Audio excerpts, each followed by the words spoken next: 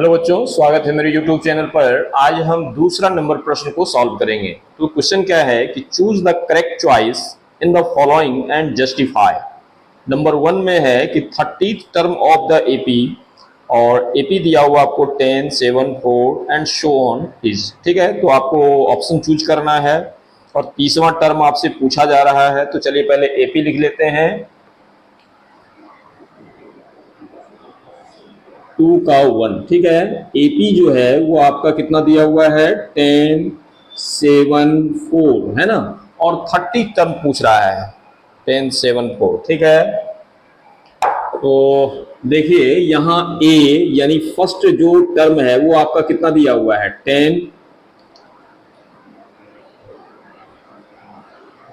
और डिफरेंस जो है वो कितना है, 7 में से 10 जाएगा तो -3।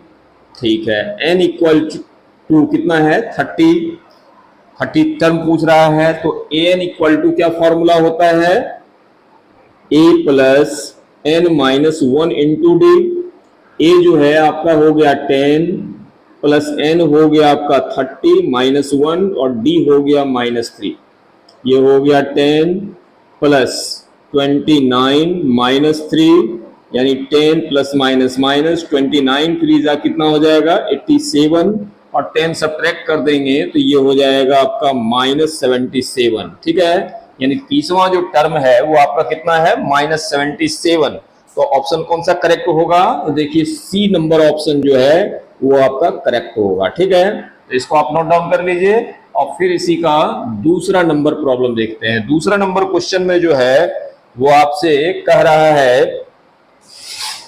कि 11th term of the AP, और एपी दिया हुआ आपको -3 माइनस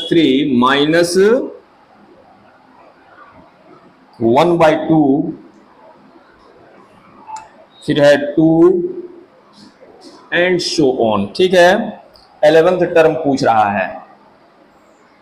तो देखिए फर्स्ट टर्म जो है वो आपका -3 है, और डिफरेंस कितना दिया हुआ है, -1/2 में -3 अगर सब्ट्रैक्ट कर देंगे तो ये हो जाएगा -1/2, माइनस माइनस प्लस हो गया 3, ये एलसीएम ले लेंगे तो हो जाएगा 2 -1 + 6 यानी 5/2 हो गया। ठीक है, डिफरेंस भी निकल गया, और n जो है वो 11 है, चूंकि 11th टर्म पूछा जा रहा है।